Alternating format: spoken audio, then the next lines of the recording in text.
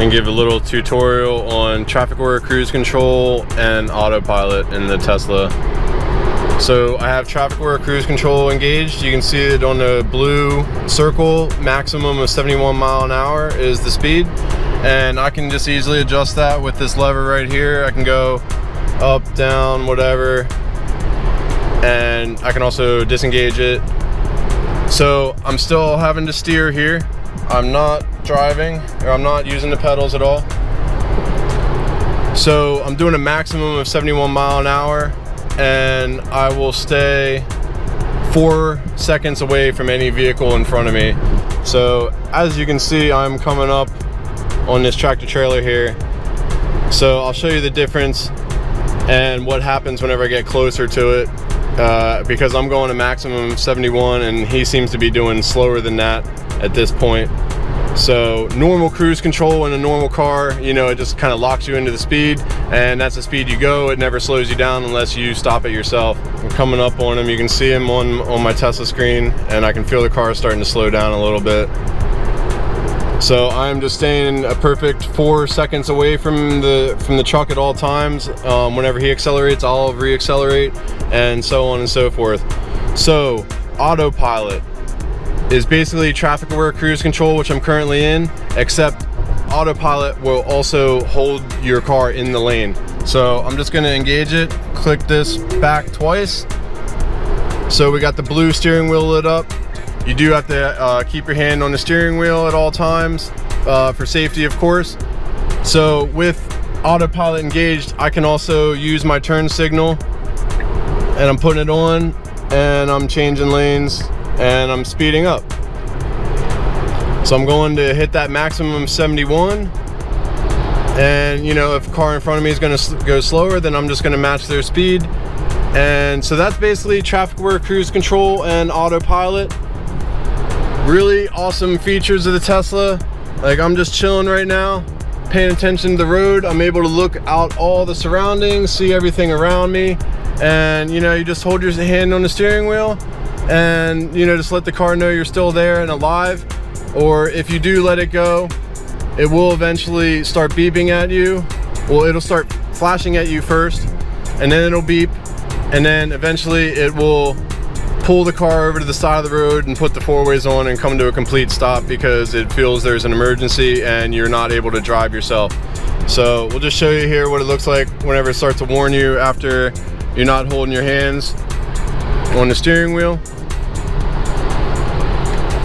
So there we go. It just gives you a warning. Apply light force to the steering wheel. So you just kind of go up or down with the motion, just kind of rock it a little bit. Just let the car know that you are still here, still alive, and able to continue on your journey. It is a little bit naggy. It does this every minute or so.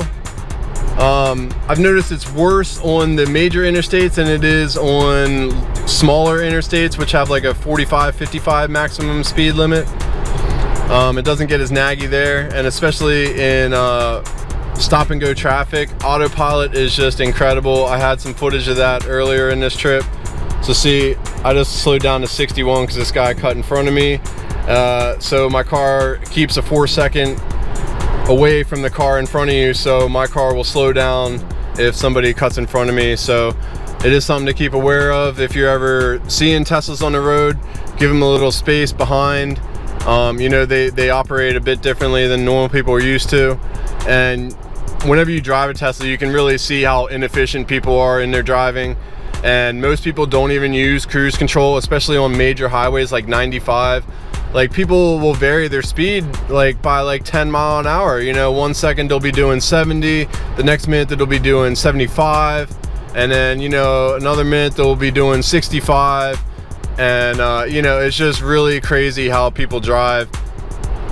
You know, if everybody had this autopilot technology, or even just started using their own cruise control and paying attention more, traffic wouldn't be as bad as it currently is.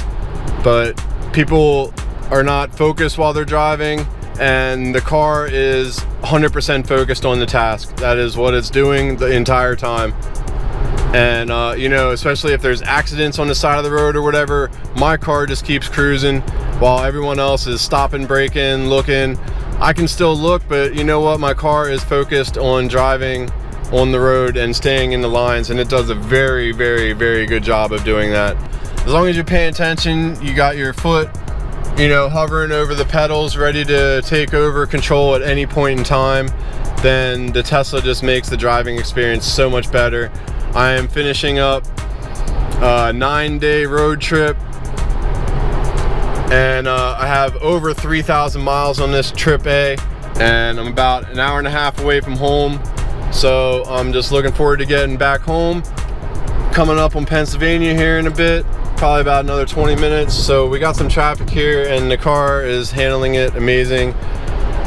You know, I'm sitting here rambling, talking, and the car is just staying in the lane, cruising along, while all these other cars are having to stop, brake, all that just soul crushing traffic BS, and we're just trucking along. So yeah, I'm running out of SD card space here, so I'm gonna cut this video short here, and yeah, so I'm gonna continue on my trip, and I'm gonna see you guys in Carlisle, Pennsylvania. See you guys later.